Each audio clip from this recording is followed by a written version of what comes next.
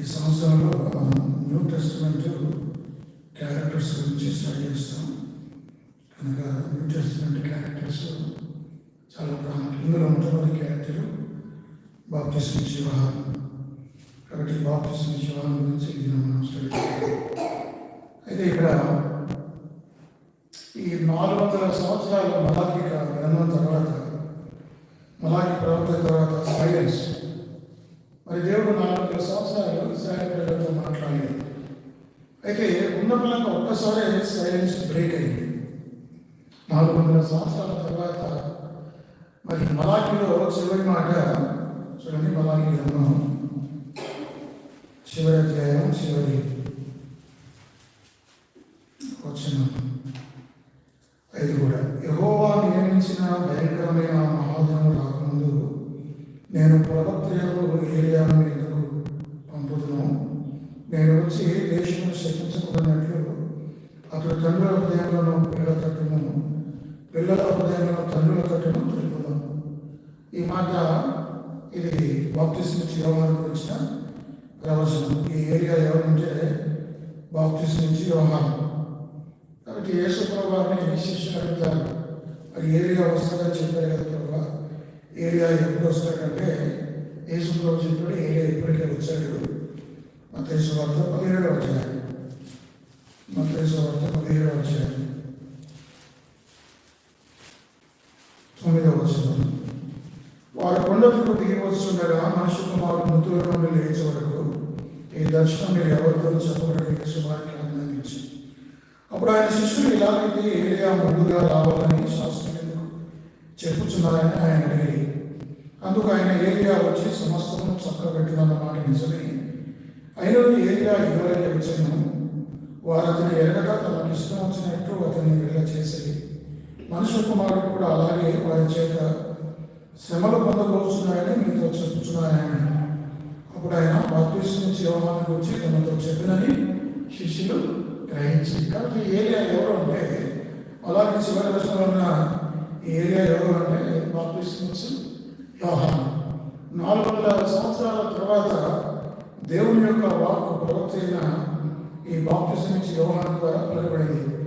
ఆయన ఏమిటి ఆయన పలికిన మాట అంటే మత్తయి సువార్త 1వ అధ్యాయం 1వ వచనం, 3వ అధ్యాయం 1వ వచనం, 10 నెలల బాప్టిజం ఇచ్చే యోహాను వచ్చి పరలోక రాజ్యం సమీపించినది, మారు మనసు పొందడని యూదయ అరణ్యంలో ప్రకటించుకున్నాను. కాబట్టి మొట్టమొదటిగా దేవుని వాక్కు చాలా కాలం తర్వాత, శతాబ్దాల తర్వాత బాప్టిజం ఇచ్చే యోహాను ద్వారా ఆయన దేవుని యొక్క స్వరమైనబడింది. కాబట్టి ఇప్పుడు ఆయన పాత నిబంధనలో చివరి ప్రవక్త. ఈ బాప్టిజం చివరంటే పాత నిబంధన కాలంలో ఉన్న చివరి ప్రవక్త. చూడండి మత్తయి సువార్త 11వ అధ్యాయం, మత్తయి సువార్త 11వ అధ్యాయం 11వ వచనం 12వ వచనం, స్త్రీలు కన్న వారిలో బాప్టిజం ఇచ్చే యోహాను కంటే గొప్పవాడు పుట్టలేదని నిశ్చయంగా మీకు చెప్తున్నాను. ఆయనను పరలోక రాజ్యంలో అల్పుడైన వాడు అతని కంటే గొప్పవాడు. బాప్టిజం ఇచ్చే యోహాను సరే 13 చదువుతాను. యోహాను కాలం వరకు ప్రవక్తలందరూ ప్రవచించుచు వచ్చాయి, ధర్మశాస్త్రము సహా ప్రవచించుడను. ఈ సంగతిని అంగీకరించడానికి మీకు మనసు ఉంటే రాబోయే ఏలియా ఇతడే. కాబట్టి పాత నిబంధనలో ధర్మశాస్త్రాన్ని ప్రవచించిన చివరి ప్రవక్త, పాత నిబంధనకు చివరి ప్రవక్త ఎవరంటే మరి బాప్టిజం ఇచ్చే యోహాను. కాబట్టి బాప్టిజం ఇచ్చే యోహాను చివరి ప్రవక్త. అంటే కొత్త నిబంధనలో ప్రవక్తలు ఉంటారు, వేరే విషయం. పాత నిబంధన కాలం చివరి ప్రవక్త యోహాను. అది మాత్రమే కాదు, స్త్రీలైన వారిలో ఈయన గొప్ప, మరి ఇంతకంటే గొప్పవాడు పుట్టలేదు అని యేసు ప్రభువే సాక్షాత్తు బాప్టిజం ఇచ్చే యోహాను చెప్తున్నాడు. కాబట్టి బాప్టిజం ఇచ్చే యోహాను గొప్ప వ్యక్తి. కాబట్టి యెషయా గ్రంథంలో ఆయన గురించిన ప్రవచనాలు నెరవేర్చబడింది. యెషయా గ్రంథం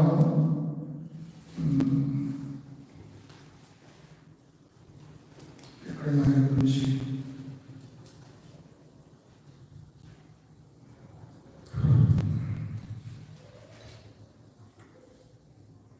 సరే, ఇప్పుడు ఈ వచనం 40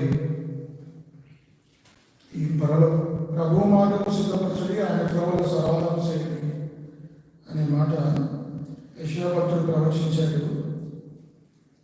అది నేను నోట్ చేయలేదు, దొరికింది ఎక్కడన్నా పాత నిబంధనలో ఆయన గురించి రాసిన మాట.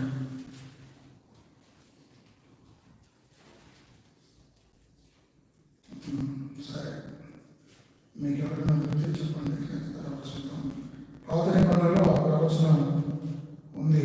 ఆ ప్రవచనమే మరి దొరికిందో చూడలేదు.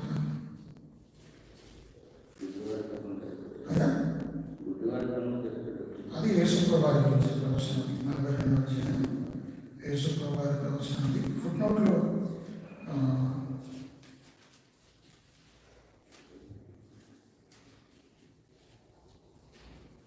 సరే, అది నేను చేయలేదు.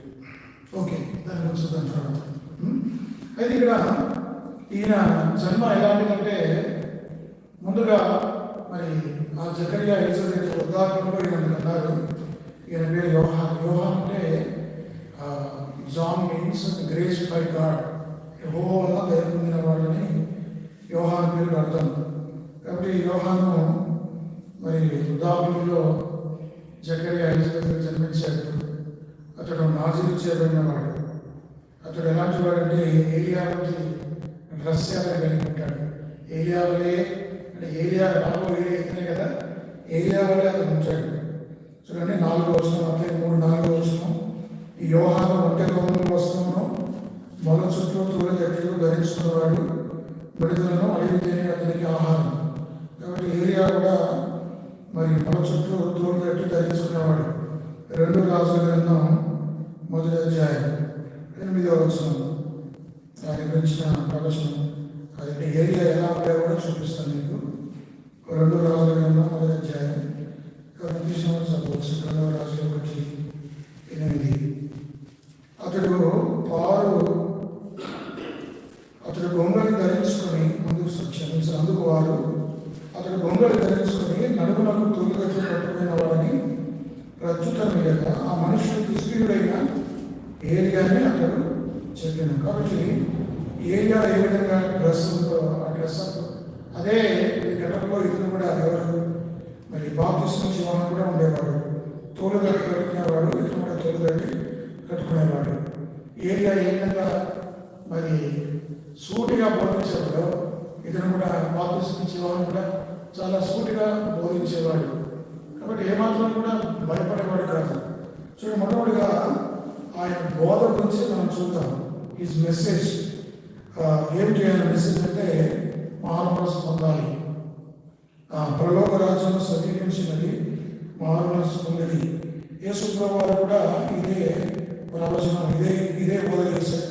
యేసు ప్రభువారు మాట్లాడిన మొట్టమొదటి మాట కూడా ఇదే.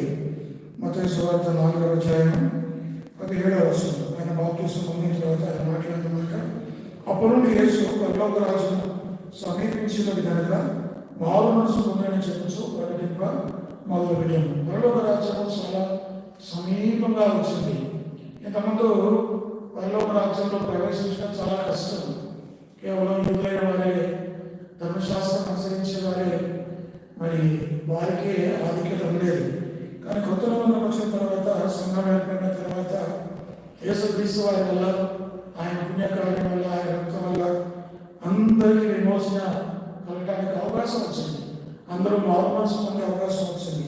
ఒకవేళ యేసు ప్రభువే రాకపోయి ఉంటుంటే, ఈ పరిశుద్ధ గ్రంథం మనకు లభించకపోయి ఉంటుంటే, మనం అన్నిటిలో మనకు నిత్య అగ్నిలోకి వెళ్ళే వాళ్ళం, దేవుని అభివృద్ధిగా ఉన్న వాళ్ళం.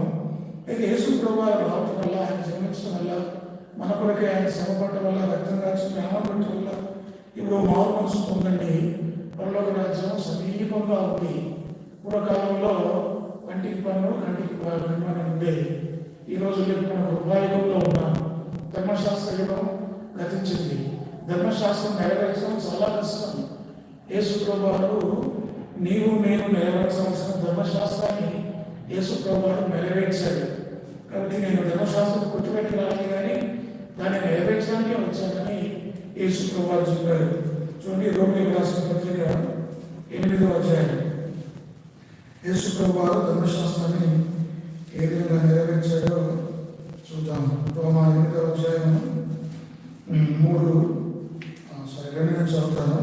క్రీస్తు యేసునందు జీవమునిచ్చు ఆత్మ యొక్క నియమము పాప మరణంలో నియమముని నన్ను విడిపించిన ఎట్లనగా ధర్మశాస్త్రము దేవుని చేయగలకపోయాను దాన్ని దేవుడు చేసాను. ధర్మశాస్త్రం దేన్ని చేయలేకపోయినంటే ధర్మశాస్త్రం ఒక వ్యక్తిని నీతిమంతులుగా చేయలేకపోతుంది. కాబట్టి యేసుక్రీస్తు విశ్వాసం వచ్చిన వల్ల మరి మనం నీతిమంతులుగా తీర్చబడుతున్నాము. ధర్మశాస్త్రం వల్ల రక్షించలేకపోయింది, ధర్మశాస్త్రం వల్ల నీతిమంతులుగా చేయలేకపోయింది, ధర్మశాస్త్రం పరలోకంగా చేర్చలేకపోయింది. మరి ధర్మశాస్త్రం ఏం చేస్తుంది? ధర్మశాస్త్రం ఏం చేస్తుందంటే పాపాన్ని పాపంగా చూపిస్తుంది. ఇది పాపం అని చెప్తుంది. అంటే అద్దం లాంటిది ధర్మశాస్త్రం. ఇప్పుడు మనం అద్దంలో ముఖం చూసుకుంటే మన ముఖం మన ప్రతిబింబం అద్దంలో కనబడుతుంది అంతే. కానీ అద్దం వచ్చి మన ముఖంలో ఉన్న మాలిన్యాన్ని తీసివేయదు. అదేమి ఇవన్నీ కూడా మచ్చలు కావాలి తీసివేయదు. దాని పని ఏంటంటే అద్దాన్ని మీరు గుర్తులు వేసి అద్దాన్ని చూసుకుంటారు. ఇదంతా కాస్తా ఉండదు రూల్స్ ఇవన్నీ. అద్దం వచ్చి ఏం అడగాలి మనల్ని. అద్దం పని ఏంటి? నీవు ఎలా ఉంది, మన బ్రతికి ఎలా ఉంది, మన పాపస్థితి ఎలా ఉందో తెలియజేస్తుంది. ధర్మశాస్త్రం పని అది. కాబట్టి ధర్మశాస్త్రం వల్ల ఒక మనిషి పాపి అని పిలువబడుతున్నాడు. ధర్మశాస్త్రంలో అబద్ధం మాట్లాడాలని కనుక లేకపోతే అబద్ధం అనేది నాకు పాపం అనేది తెలియదు. అర్థమైందండి? ధర్మశాస్త్రంలో ఆజ్ఞలు ఉన్నాయి కదా, అవి లేకపోతే పాపం అంటే ఏది పాపము అనేది ధర్మశాస్త్రము పాపం అనేది ఎక్కువగా తెలియపరుస్తుంది. అయితే యేసుక్రీస్తు వారు ఏం చేశారంటే మన పాపాలని ప్రక్షాళన చేశాడు. ధర్మశాస్త్రం చేయని దాన్ని ధర్మశాస్త్రం మనకు బాగా శిక్షలు గలతి 2వ అధ్యాయంలో ఇంకా చాలా వచనాలు మాటలు ఉన్నాయి మనకు. కాబట్టి యేసుక్రీస్తు వారు చూడండి, ఆ మాటలు 3వ వచనం రోమా 8:3 శరీరం అనుసరింపక ఆత్మను అనుసరించి నడుచుకున్న మనయందు ధర్మశాస్త్ర సంబంధమైన నీతిని నెరవేర్చగలగలని పాప పరిహారం నిమిత్తము దేవుడు తన సొంత కుమారుని పాప శరీరాకారంతో పంపి ఆయన శరీరమందు పాపమునకు శిక్ష విధించను. కాబట్టి ధర్మశాస్త్రం యేసుక్రీస్తు నెరవేర్చాడు. ధర్మశాస్త్ర సంబంధమైన నీతిని మనం నెరవేర్చలేము, యేసుక్రీస్తు నెరవేర్చాడు. ఇప్పుడు మనం మారు మనసు పంపించాలి. కృపాయుగంలో ఉన్నాం, పరిశుద్ధాత్మ దేవుడు ఉన్నాడు, దేవుని వాక్యం ఉంది, సంపూర్ణమైన బైబిల్ మనకు ఉంది. ఎవరైనా సరే మారు మనసు పొందే అవకాశం ఉంది. యేసుక్రీస్తు కానీ బాప్తిసం ఇచ్చిన కానీ బోధ ఏంటంటే పరలోక రాజ్యం సమీపించినది మారు మనసు పొందిడి. కాబట్టి అది సువార్త. ఈయన చాలా స్పష్టంగా బోధించేవాడు, ఏమాత్రం భయపడేవాడు కాదు. ప్రవక్తల యొక్క గొప్పతనం ఏంటంటే ప్రవక్తలు దేవుడి వాక్యాన్ని స్పష్టంగా బోధించేవారు. వాళ్ళు చావు కూడా తెగించేవారు. నతనీయులు నాతోన్ అనే ప్రవక్త దావీదు పాపం చేసినప్పుడు నాతోని వెళ్ళి స్పష్టంగా చెప్పాడు, ఆ మనిషిలో నీవే. ఒకవేళ నాతోని భయపడలే, దావీదు రాజు కదా, రాజు పట్టుకొని నువ్వు పాపం చేసావు అంటే నన్ను చంపుతాడేమో అని ప్రవక్తలు భయపడదు. ప్రవక్తలు ఏంటంటే ప్రాణం పైన చదవలేదు కాబట్టి వారు ఉన్నట్టుగా వాక్యాన్ని చెప్తారు. కాబట్టి ఇక్కడ కూడా బాప్తిసం ఇచ్చిన యోహాను ఆయన తెలుసు, హేరోదును ఎదిరిస్తే తన తలబోతుందని తెలుసు. హేరోదు దగ్గరికి వెళ్ళి చెప్పాడు, హేరోదు నువ్వు చేస్తున్న పాపం ఏంటిది?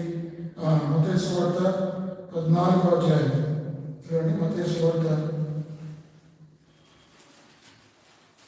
14వ అధ్యాయం. హేరోదు చెప్పిన బాప్తిసం ఇచ్చిన యోహాను 14వ అధ్యాయం 1వ వచనం. ఆ సమయంలో చతుర్థాధిపతి అయిన హేరోదు యేసును కూర్చిన సమాచారం విని ఇతడు బాప్తిసం ఇచ్చి యోహాను అతను మృతుల్లో లేచి ఉన్నాడు. సరే, 3వ వచనం. ఏదైనా నీవు నీ సోదరుడైన ఫిలిప్పు భార్య హేరోదియను ఉంచుకున్న న్యాయం కాదని యోహాను చెప్పగా హేరోదు ఆ నిమిత్తము యోహాను పట్టుకొని బంధించి చిరసాలలో వేయించి ఉండేను.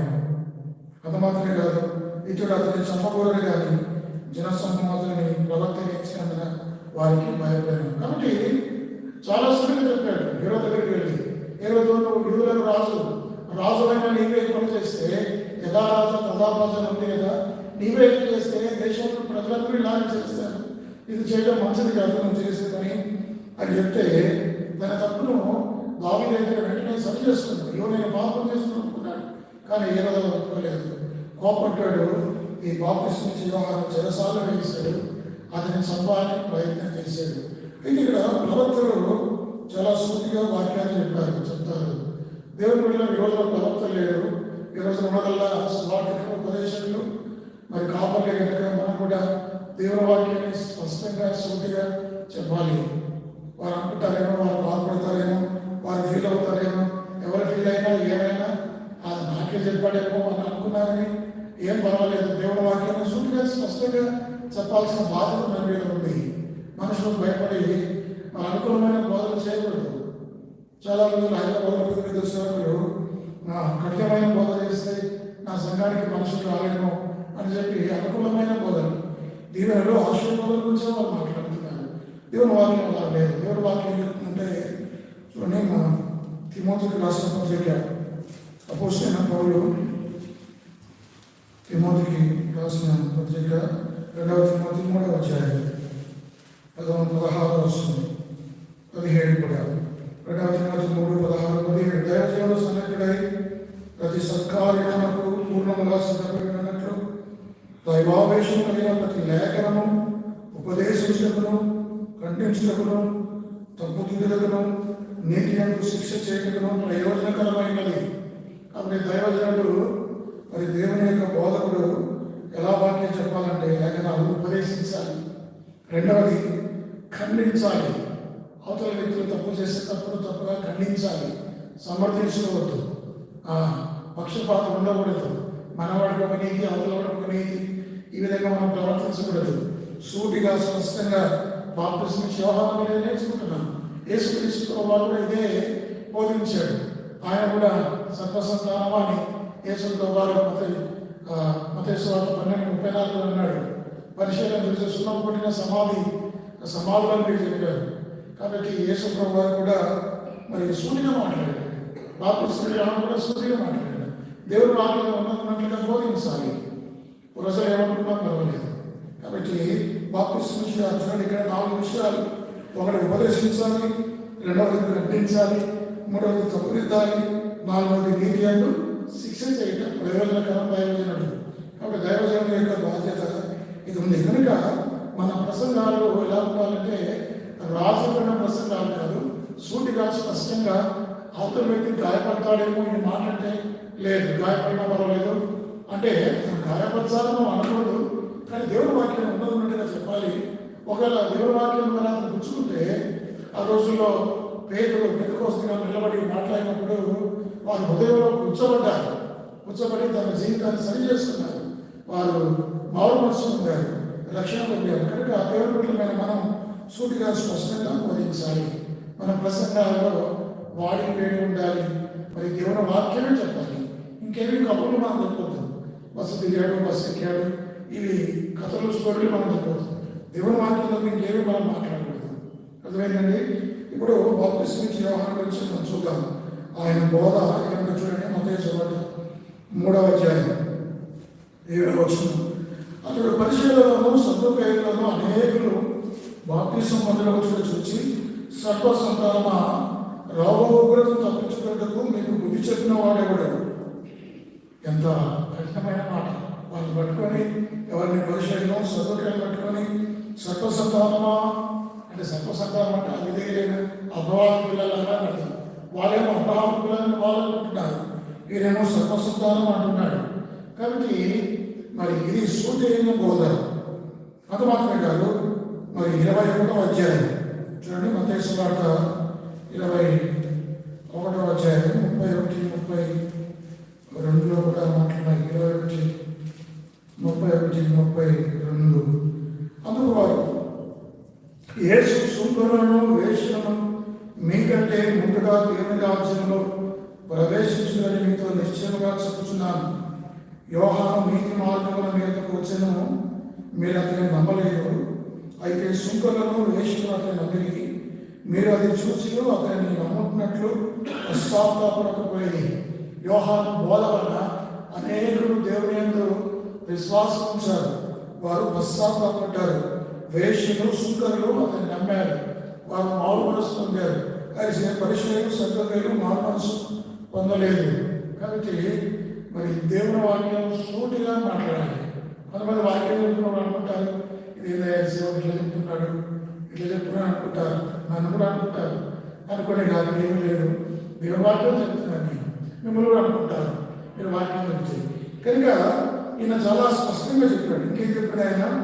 మత్తయి సువార్త 3వ అధ్యాయం 10వ వచనం, ఇప్పుడే గొడ్డలి చెట్ల మీద ఉంచబడి ఉన్నది కనుక మంచి ఫలం ఫలింపని ప్రతి చెట్టును నరకబడి అగ్నిలో వేయబడును. చూసారా? కాబట్టి గొడ్డలి చెట్ల మీద ఉంచబడి ఉన్నది అంటే తీర్పుకు సిద్ధంగా ఉంది. నరకంలో వేయబడటానికి అవిశ్వాసమైన వారు, అన్యులైన వారు సిద్ధంగా ఉన్నారు. ఏ క్షణమైనా ప్రారంభించవచ్చు, నరకం వెళ్ళిపోవచ్చు, రెడీగా ఉంది తీర్పు వారికి. అయితే దేవుడు అవకాశం ఇస్తున్నాడు. తీర్పులో ఆయన మాట్లాడడానికి పోస్ట్పోన్ చేస్తున్నాడు. ఎందుకంటే ఆయన దీర్ఘశాంతం పిల్లవాడు. 2వ పేతురు 3వ అధ్యాయం 9వ వచనం ఉంది, ఎవరు నష్టం ఇచ్చేట్లుగా అందరూ మారుమరుచుకుంటామని మీ వల్ల దేవుడు ఆయన దీర్ఘశాంతము గలవాడై ఉన్నాడు.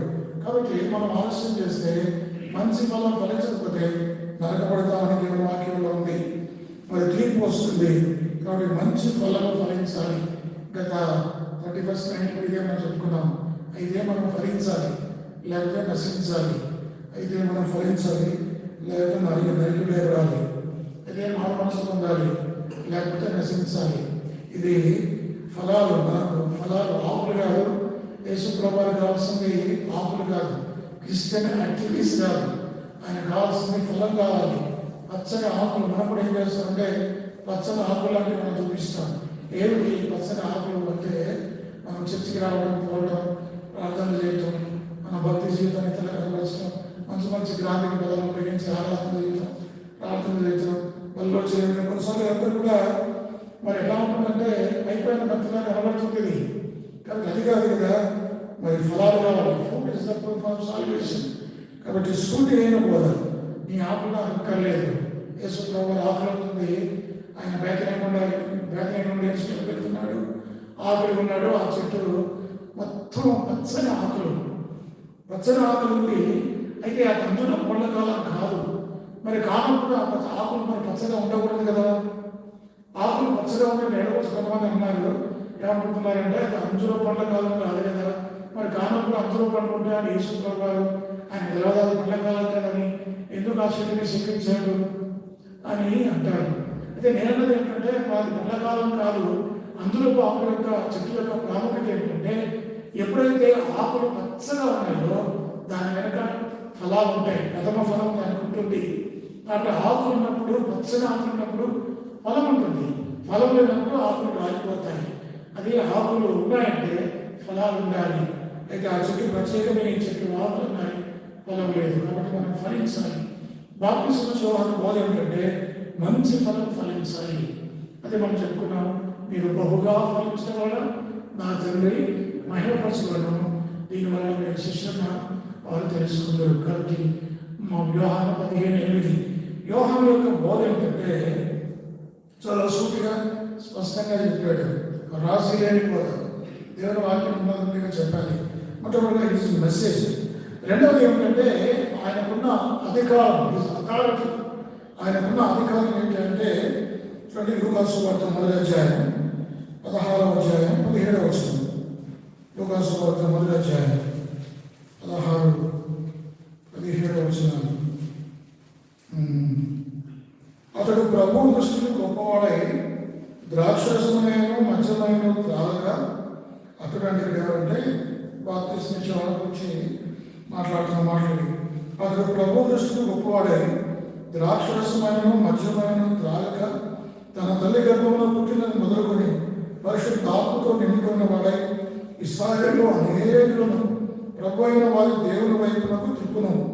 మరి అతడు తల్లుల హృదయంలో పిల్ల తట్టునకును అవిధేయులు నీతిమంతుల జ్ఞానం అనుసరించడం తిప్పి ప్రభు కొరకు ఆయత్తపడిన ప్రజలను సిద్ధపరచులకై ఏలియా యొక్క ఆత్మయో శక్తిని గలవాడై ఆయనకు ముందుగా వెళ్ళిన కనుక నీకు సంతోషము మహానందము, నీకు సంతోషము మహానందం కలిగిన. కాబట్టి ఆయనకున్న అథారిటీ ఏంటంటే ఏలియా యొక్క ఆత్మ, ఏలియా యొక్క శక్తి ఆయనకు ఇవ్వబడింది. ఆయనకు అధికారం ఉంది. ఇందాక మనం చెప్పుకున్నాము, ఆయన ప్రవక్త, పాత నిబంధనలో చివరి ప్రవక్త. అంత మాత్రమే కాదు, స్త్రీలైన వారిలో యోహాను వంటి వాడు మరొకడు గొప్పవాడు లేడు. యోహాను సువార్త 1వ అధ్యాయం. ఆయనకున్న ఆధిక్యతలు ఏమిటి?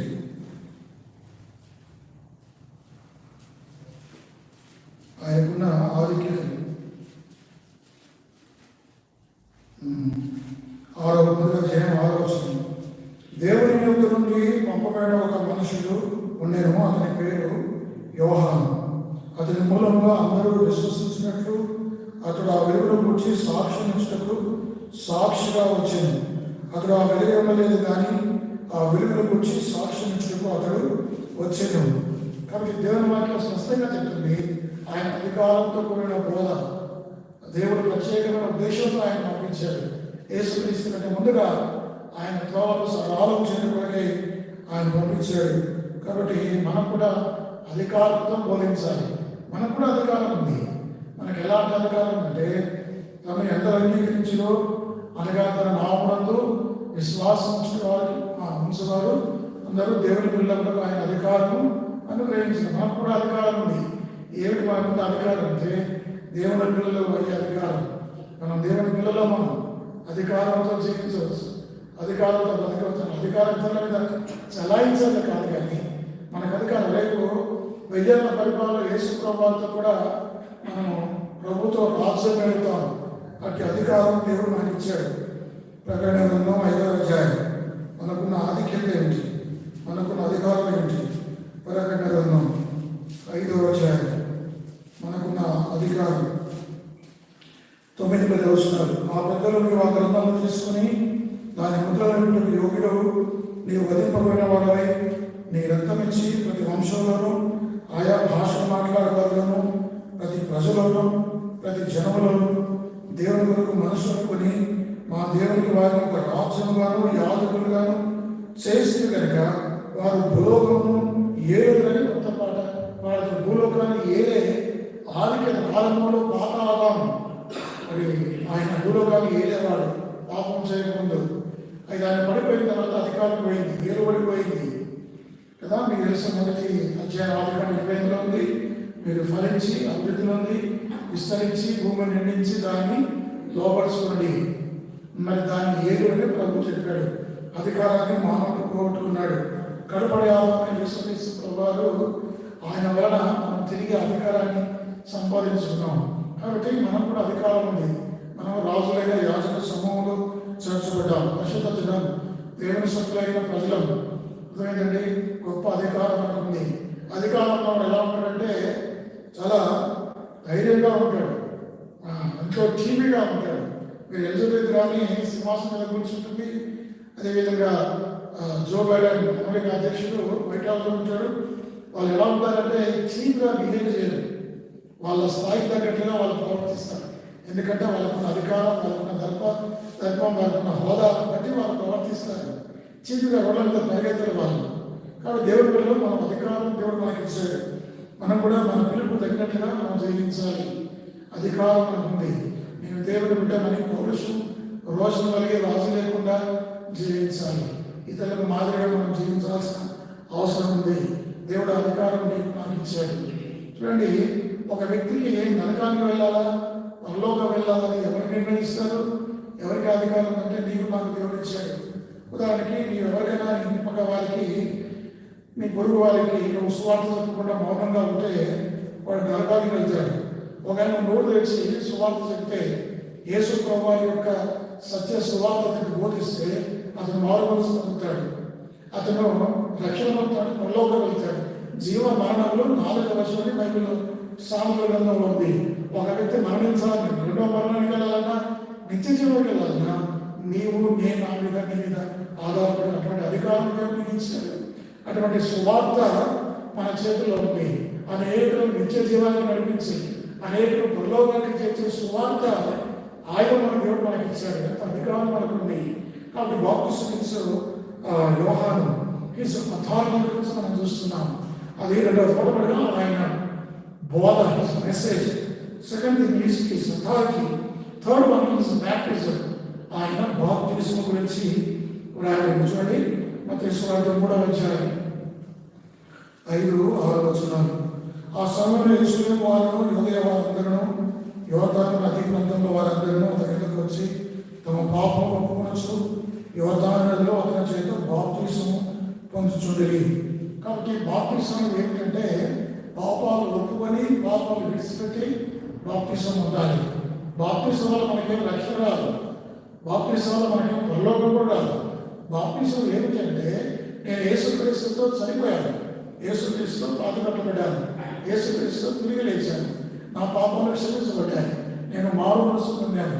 కాబట్టి ఈ బాప్తిసం అనేది యేసు ప్రభువారు కొత్త నిబంధనలో two ordinances given by Lord Jesus Christ himself, రెండు కొత్త ఆజ్ఞలు యేసు ప్రభువారు ఇచ్చారు సంఘానికి. మొట్టమొదటిగా ప్రతి వాడు బాప్తిసం పొందాలి, మారు మనసు పొందిన ప్రతి వాడు కూడా బాప్తిసం పొందాలి. రెండవది సంఘంలో చేర్చబడిన ప్రతి వాడు కూడా బలలో పాల్గొందాలి కదా. మీకు తెలుసు కదా, ఇది నా ప్రభు యేసు అప్పటికి రాత్రి అయిన మాటలు 1 అధ్యాయంలో మరి బలలో పాల్గొందాలి, రొట్టెలో ద్రాక్షలో పాల్గొందాలి ప్రభురాత్రి ప్రభు చెబుతున్నాడు. కాబట్టి ఈ రెండు ఆజ్ఞలు యేసు ప్రభువారు ఇచ్చారు. సంఘంలో చేరిన ప్రతి వ్యక్తి కూడా అతను బాప్తిసం పొందాలి. రెండవది కమ్యూనియన్ బలలో చేయవలసిన అవసరం ఉంది. కాబట్టి ఇతను బాప్తిసం పొందుతున్నాడు, మనం ఇస్తున్నాడు. దేవుని బిడ్డలుగా మనం కూడా బాప్తిసం పొందాలి. బాప్తిసం పొందకుండా ఉండకూడదు, బాప్తిసాన్ని నిరాకరించకూడదు. లూకాసు సువార్త 7వ అధ్యాయం, లూకాసు సువార్త 7వ అధ్యాయం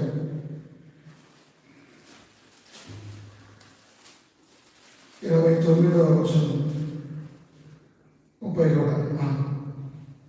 ప్రజలందరూ శుక్రులను యోహాను బోధ విని అతడిచ్చిన బాప్తిసం పొందిన వారై దేవుడు న్యాయవంతుని ఒప్పుకోలేదు. కానీ పరిశీలనలో ధర్మశాస్త్రోపదేశకులను అతని చేత బాప్తిసం పొందగా తమ విషయమైన దేవుని సంకల్పమును నిరాకరించే. బాప్తిసం అనేది దేవుని యొక్క సంకల్పం, బాప్తిసం అనేది దేవుని యొక్క నీతి. యేసు ప్రభువారు బాప్తిసం అని చెప్తున్నాడు, ఇది మనకు నీతి నెరవేర్చి మనకు తగి ఉన్నది.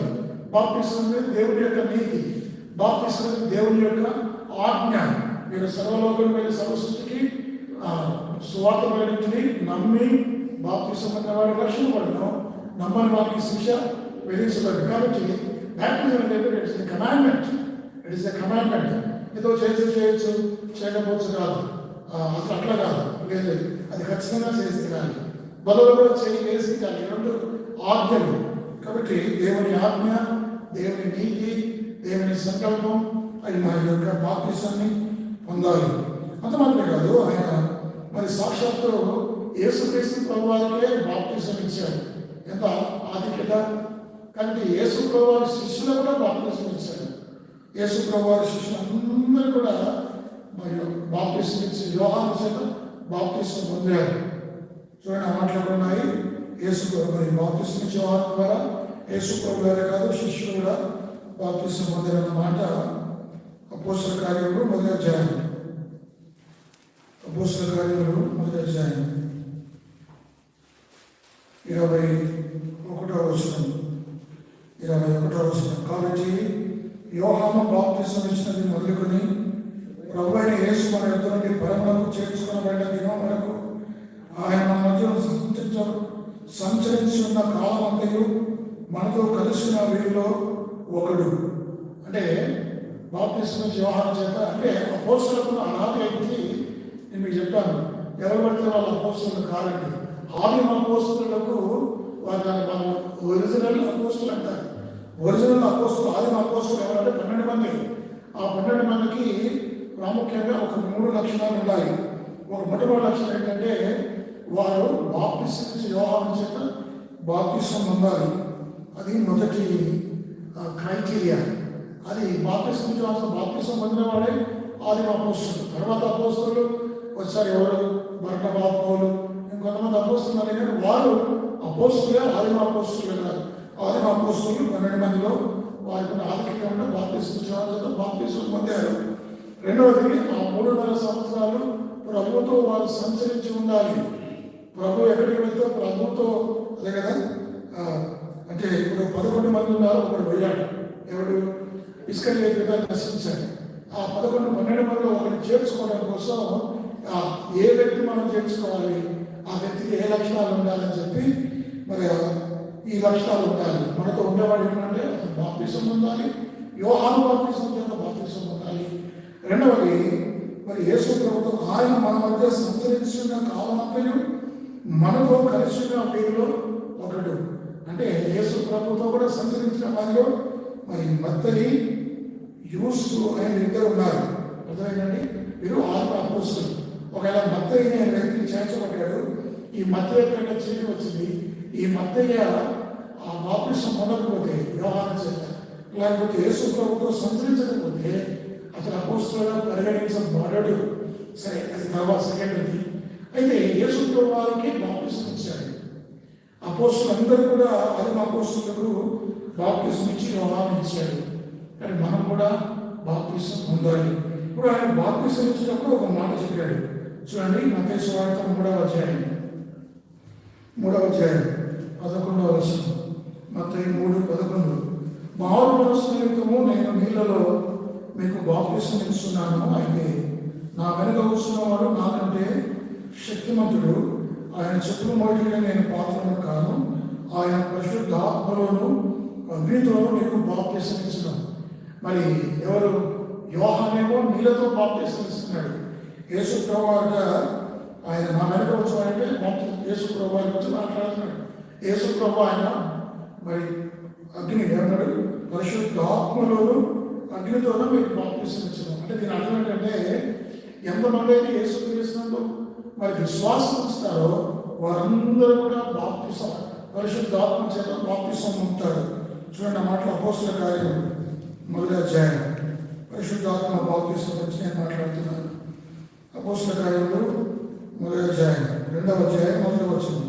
పెంతెకోస్తు పండగ దినం వచ్చినప్పుడు అందరూ ఒక చోట కూడినది. అప్పుడు వేగముగా వీచు బలమైన గాలులకు ఒక ధ్వని ఆకాశం నుండి అకస్మాత్తుగా వారు కూర్చున్న ఇల్లంతా నేను మరియు అన్ని వారి నుంచి 4 విభాగంలోనట్లుగా వారిలో కనబడి వారి ఒక్కొక్కరి మీద రాగా అందరూ పరిశుద్ధాత్మగా నిన్న వారి ఆ ఆత్మ వారికి వాక్శక్తిని పెంచుతుంది, అన్య భాషతో మాట్లాడసాగాను. ఇది ఆత్మ బాప్తిసం. అంటే ఒక వ్యక్తి పాపి అయిన వ్యక్తి తన పాపాల విషయం మారు మనసుకుంది, యేసుక్రీస్తునందు విశ్వాసం ఉంచితే రక్షింపబడతాడు. ఆ వ్యక్తి పరిశుద్ధాత్మ అతనిలో అప్పుడే వస్తాడు, పరిశుద్ధాత్మ చేత నింపబడతాడు. ఇది పరిశుద్ధాత్మ బాప్తిసం. ఎఫెసీయులకు రాసిన పత్రిక 1వ అధ్యాయం 13వ వచనంలో ఆ మాటలు ఉంటాయి. ఎఫెసీయులు 1:13. మీరు సత్యవాక్యము అనగా మీ రక్షణ సువార్తను విని క్రీస్తునందు విశ్వాసం ఉంచి వాగ్దానం చేయబడిన ఆత్మ చేత ముద్రింపబడుతుంది. ఇవాళ నేను మారు మనసు పొందితే ఒక సంవత్సరం తర్వాత పరిశుద్ధాత్మ దేవుడు అలాగున్నాడు. ఏ మూమెంట్లో నేను మారు మనసు పొందానో, ఏ మూమెంట్లో నేను యేసుక్రీస్తులో విశ్వాసం ఉంచానో అప్పుడే పరిశుద్ధాత్మ దేవుడు నాకు వస్తాడు, నాలో వస్తాడు. పరిశుద్ధాత్మ దేవుడు నేను చనిపోయిన వరకు నాతో ఉంటాడు. యేసుప్రభు వారు ఆయన వచ్చేంత వరకు కూడా నాతో ఉంటాడు. ఆయన వాళ్ళు తెలుసుకోడు. పూర్వకాలంలో పాత్రలో పరిశుద్ధాత్మ దేవుడు అలా వస్తూ వెళ్తుండేవాడు. సౌలు ఆత్మదేవుడు వచ్చేవాడు, తిరిగి వెళ్ళిపోతుండేవాడు. ఆయన ఆత్మ విడిచిపోయింది అని బైబిల్లో ఉంది. కానీ కొత్త నిబంధనలో సంఘంలో అలా కలగదు. పరిశుద్ధాత్మ బాప్తిసం అనే వ్యక్తి మరి పరిశుద్ధాత్మ దేవతలో ఉంచాడు. అపోస్తలుల కార్యములు 8వ అధ్యాయం. అపోస్తలుల కార్యములు 8వ అధ్యాయం చూడండి, ఆ మాటలు 15-16. వీరు వచ్చి వారు పరిశుద్ధాత్మను పొందవలని వారి కొరకు ప్రార్థన చేసి, అంతకుముందు వారిని ఎవరి మీదనూ ఆయన దిగి ఉండలేదు. వారు ప్రభువైన యేసునామమున బాప్తిసం మాత్రమే పొంది ఉండేది. ఈ సమరయ్య కూడా యేసునామమున విశ్వాసం ఉంచితే అపోస్తలులకు ఆ సంగతి తెలిసింది. అప్పుడు యేసునామం వచ్చి ఇద్దరు వచ్చారు. అపోస్తలు ఎవరు ఎదుగుతారంటే పేతురు, యోహాను వచ్చి మరి సమరయ్యలో యేసునామమున విశ్వాసం ఉంచిన వారి మీద చేతులు ఉంచినప్పుడు వారు పరిశుద్ధాత్మ పొందారు. పరిశుద్ధాత్మ దేవుడు వారికి దిగి వచ్చాడు. ఇది ఎవరు చేస్తారు? పరిశుద్ధాత్మ బాప్తిసం అంటే యేసు ప్రభు వారు మరి నమ్మిన వారికి, విశ్వసించిన వారికి పరిశుద్ధాత్మ బాప్తిసం. మరి అగ్ని బాప్తిసం అంటే ఏమిటి? అగ్ని బాప్తిసం అంటే ఏమిటి? మత్తయి సువార్త 3వ అధ్యాయంలో ఆ మాటలు ఉన్నాయి. 11వ వచనం. ఆయన పరిశుద్ధాత్మలోను అగ్నితోనూ మీకు బాప్తిసం ఇచ్చినాం. అంటే నమ్మిన వారికి పరిశుద్ధాత్మ బాప్తిసం, నమ్మని వారికి నెంబర్ 1కి అగ్ని బాప్తిసం. అగ్ని బాప్తిసం అంటే నిత్య నరకంలో వేయబడతారు, అగ్నితో నింపబడతారు. వీళ్ళేమో పరిశుద్ధాత్మతో నింపబడతారు. అగ్ని గంధకంతో మండుగుండంలో పడదలు పెడతారు. ఆ అగ్నిలో వారు కలుతా ఉంటారు. అది అగ్ని బాప్తిసం. చూడండి, అదే దాని ఆ కింద రాయకున్నాము 12వ వచనంలో ఉంది. ఆయన చేత 3:12 ఆయన చేతిలో ఉన్నది, ఆయన తన కళ్ళను బాగా శుభ్రం చేసి గోధుమలను కుట్టిలో పోసి ఆరిన అగ్నితో పుట్టును కాల్చివేయని వారితో చెప్పాను. చూసారా, ఆరిన అగ్నితో పుట్టును కాల్చివేయబడేస్తారు యేసు వారు. ఇది అగ్ని బాప్తిసం. విశ్వాసమైన నీవు సంఘంలో చేర్చబడిన మనము పరిశుద్ధాత్మ బాప్తిసం తప్ప అగ్ని బాప్తిసం అనకూడదు. అగ్ని బాప్తిసం అంటే అది నరకం, నిత్యాగ్ని గుండం. మనం పరిశుద్ధ ఆత్మతో నింపబడ్డాము. ఈ బాప్తిసానికి అర్థాలు చాలా ఉన్నాయి. చూడండి, మార్కు సువార్త 10వ అధ్యాయం. మార్కు సువార్త 10వ అధ్యాయం. ఇంకొక బాప్తిసం ఉంది. ఏమిటి బాప్తిసం? 38వ వచనం. మార్కు 10:38. యేసు, మీరేమి అడుగుతున్నారో మీకు తెలియదు. నేను త్రాగుచున్న గిన్నెలో త్రాగులేనను, నేను పొందుతున్న బాప్తిసం పొందలేనను మీ చేత అగునా అని వారిని అడగగా వారు మా చేత అగునని. చూసారా, అంటే యేసు ప్రభువారేమో నేను తాగేది మీరు తాగుతారా, మీకు సింహాసనం కావాలా, మీ కుడివైపు ఎడవైపు మీకు కావాలని మనం అడుగుతున్నారు కదా. అయితే మరి నేను పొందే బాప్తిసం మీరు పొందుతారా అంటే ఏమిటి బాప్తిసం? అంటే శ్రమలనే బాప్తిసం, మరణం అనే బాప్తిసం. కలవర సేవలు యేసు ప్రభు ఎంతో వేదం అన్నారు, ప్రభావం మేము పొందుతా ఉన్నారు. వాళ్ళు తెలవకుండానే అన్నారు, ఏమన్నారంటే వాళ్ళు ఆ బాప్తిసం మేము పొందుతా ఉన్నారు. కానీ ఆ తర్వాత వాళ్ళు ఆ బాప్తిసం కూడా పొందారు. ఏంటి వాళ్ళు పొందిన బాప్తిసం? వారు హతసాక్షులు అయ్యారు. అందరికంటే ముందు ఈ యాకోబు యోహాను అడిగారు. అందరికంటే ముందుగా హతసాక్షి అపోస్తలుడు ఎవరు? యాకోబు. అందరికంటే ఆఖరిలో హతసాక్షి వ్యక్తి ఎవరు? యోహాను. కాబట్టి యాకోబు ముందు, యోహాను చివరివాడు. వీళ్ళు తెలియకుండా అంటే ప్రభా నాకు మహిమ కావాలి. వాళ్ళు అనుకున్నారు మహిమ సులభంగా దొరుకుతుంది అనుకున్నారు, ఈజీగా మహిమ కీకా దొరుకుతున్న వాళ్ళు అనుకున్నారు. కానీ యేసు గారు అంటాడంటే అది ఊరికే దొరకదు. మీకు మహిమ కావాలంటే అపోస్తలుడైన పౌలు కూడా 14వ అధ్యాయంలో అపోస్తలుల కార్యం 14లో మీరు అనేకమైన శ్రమలు పొంది దేవుని రాజ్యంలో ప్రవేశించాలి. కాబట్టి ఇక్కడ ఈ బాప్తిసం ఏంటంటే శ్రమలనే బాప్తిసం, మరణమనే బాప్తిసం, శిలువ బాప్తిసం, నరకమే, సంపబడ్డం, సంహరించబడ్డం, హతసాక్షులు కావడం, అలాగే మనకి ఇది ఒక బాప్తిసం. కాబట్టి మరి యోహాను బాప్తిసం ఏమిటంటే ఆయన నీళ్ళతో బాప్తిసం ఇచ్చాడు. నీవు నేను కూడా మరి నీళ్ళతో బాప్తిసం పొందుతాము, పరిశుద్ధాత్మతో బాప్తిసం పొందుతాము. అదేవిధంగా యేసు ప్రభు అడుగుజాడల్లో మనకు కూడా శ్రమలనే బాప్తిసం కూడా పొందుతాము. అగ్ని బాప్తిసం మనకు లేదు. అది బాప్తిసం సంగతి. తర్వాత ఆయన హిస్ ఒబీడియన్స్, ఆయన యొక్క దీనత్వాన్ని గురించి చూద్దాం. చూడండి, యోహాను సువార్త, మత్తయి సువార్త 3వ అధ్యాయం 11వ వచనం.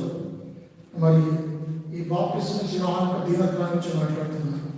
ఆ మాటలు, మామూలు మనసు నిమిత్తము నేను నీళ్ళలో మీకు బాప్తిసం ఇస్తున్నాను, అయితే నా వెనుక వస్తున్నవాడు నాకంటే శక్తిమంతుడు, ఆయన చెప్పులు మోయక నేను పాత్రను కాను. ఎంత తగ్గించుకుంటున్నాడు. ఈ మాటలు చెప్పింది ఎవరు? నీలాగా నాలాగా ఆర్డినరీ పర్సన్ కాదు. ఈయన పాత నిబంధనలో గొప్ప ప్రవక్త, మేజర్ ప్రాఫిట్, ఒక ప్రాఫిట్. అంత గొప్ప ప్రవక్త ఆయన. స్త్రీలైన వారిలో మరి అటువంటి గొప్పవాడు లేడు. యేసుప్రభు చెప్పిన అంత గొప్పవాడు, అంత గొప్ప వ్యక్తి యేసుప్రభు చెప్పిన సాక్ష్యం ఏంటంటే నేను ఆయన చెప్పులు వాడుకుంటాను కూడా నాకు అర్హత లేదు అని తగ్గించుకుంటున్నాడు. యేసుప్రభు ఏదో తగ్గించుకోవాలి.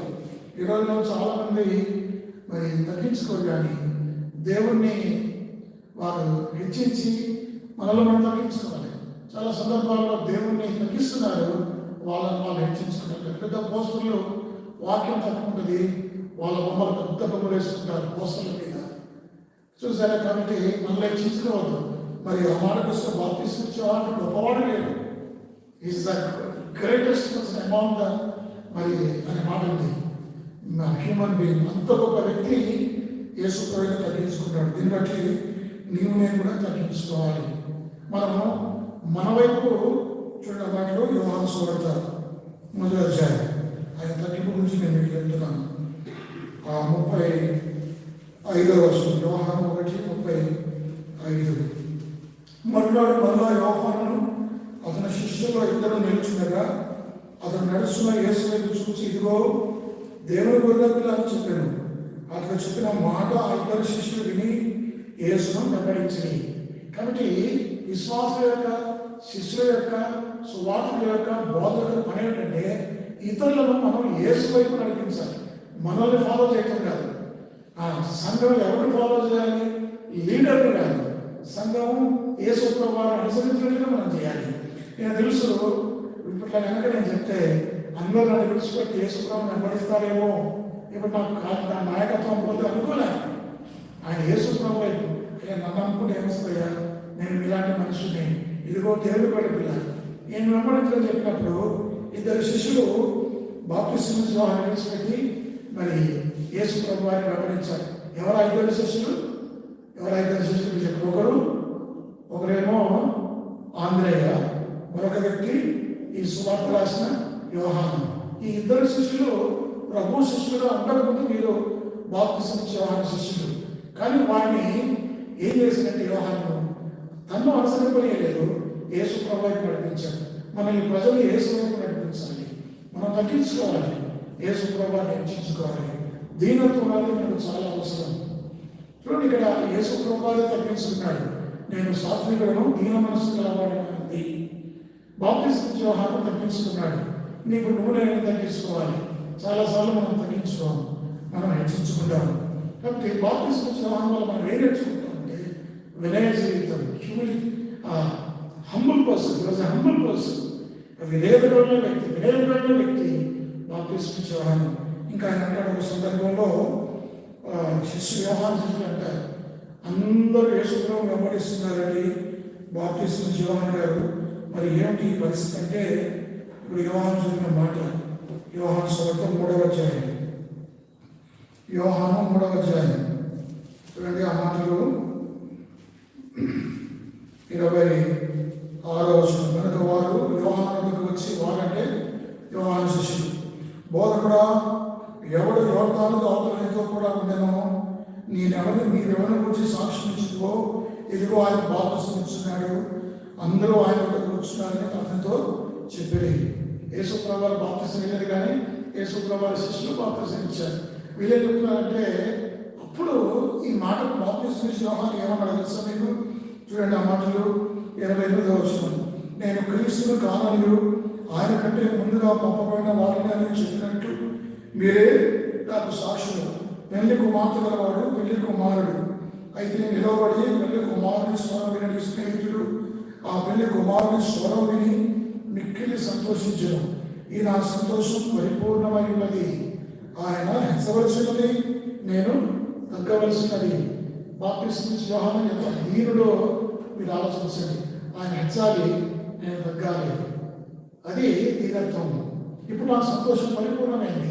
ప్రభు చేసే బోధలు, ప్రభు చేసే అద్భుతాలు ఆయన చూసి ఎంతో సంతోషపడ్డాడు.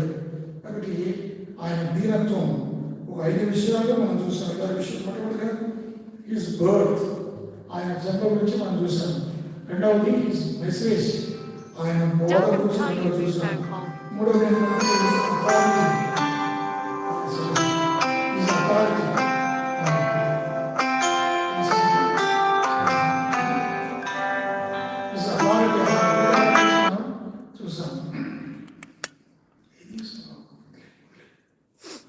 హిస్ అథారిటీ, ఆయన యొక్క అధికారాల గురించి మనం చూస్తాం. అది మూడవది. నాలుగవది హిస్ బ్యాప్టిజం, ఆయన బాప్టిజం గురించి మనం చూస్తాం. ఐదవది హిస్ ఏంటది హిస్ ఒబీడియన్స్, హంబుల్ పర్సన్, ఆయన దీనత్వాన్ని చూస్తాం. చివరికి మనం చూసేది ఏంటంటే హిస్ డెత్, చివరికి నీతి కొరకు తాను హతసాక్షి అయ్యాడు. చూడండి ఆ మాటలు మత్తయి సువార్త 4వ అధ్యాయం. ఆయన ఏ విధంగా చంపబడ్డాడు అది చదువుదాం.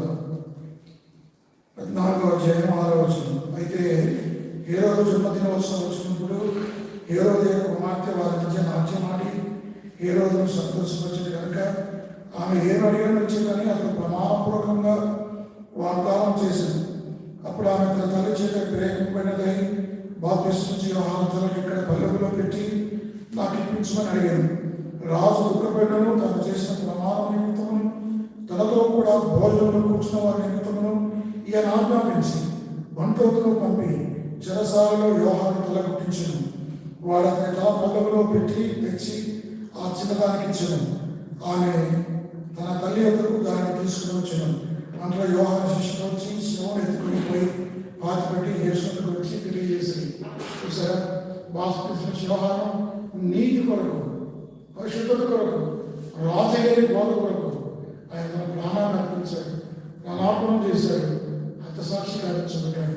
దేవుని బిడ్డలో కొన్నిసార్లు మనం నీతిగా, నిజాయితీగా, పరిశుద్ధంగా, పవిత్రంగా జీవించినప్పుడు శ్రమలు వస్తాయి, హింసలు వస్తాయి, మనుషులు మనం నిందిస్తారు, కొన్నిసార్లు మరణం కూడా వస్తుంది. అన్నిటికీ సిద్ధపడాలి. మత్తయి సువార్త 5వ అధ్యాయం, మత్తయి సువార్త 5వ అధ్యాయం 10-11 వచనాలు. నీతి నిమిత్తం హింసింపబడి వారు ధన్యులు, పరలోక రాజ్యం వారిది. నా నిమిత్తము జనులు మిమ్మల్ని నిందించి హింసించి మీ మీద అబద్ధముగా చెడ్డ మాటలు పలుకున్నప్పుడు మీరు ధన్యులు. సంతోషించి ఆనందించి పరలోకమందు మీ ఫలం అధికమను. ఈ రాత్రి వారు మీకు పూర్వమైన ప్రవక్తలను హింసించి ప్రవక్తలను చంపబడ్డారు. హతసాక్షులయ్యాడు యోహాను. ఆయన పరలోకంలో ఆయన బహుమానంలో. కాబట్టి ప్రభు కొరకు మనం శ్రమపడితే, హింసపడితే, సువార్త నిమిత్తమే మనం కష్టపడితే ప్రభువును మనం ప్రయాసం ఉంటుంది కాదు, పరలోకంలో మనకు బహుమానం ఉంటుంది. కాబట్టి ఇన్ని విషయాలు మనం నేర్చుకున్నాం. ఆయన జన్మ, ఆయన బోధ, ఆయన అధికారము, ఆయన బాప్తిస్మము, ఆయన దీనత్వము, ఆయన మరణము. యోహాను చేత మనం ప్రేరేపించబడాలి. బాప్తిస్మం యోహాను వలె మనం కూడా జీవించడానికి ప్రయత్నం చేయాలి. ఆయన వలె పరిశుద్ధంగా, నీతిగా, పవిత్రంగా జీవించాలి. రాజు లేకుండా చెప్పాలి, దేవుని వాక్యం ఉన్నదన్నట్టుగా చెప్పాలి. అర్థమైందండి? యోహాను వలె మనం కూడా తగ్గించుకోవాలి. ఆ విధంగా జీవించడానికి మరి దేవుడు మనకు సహాయం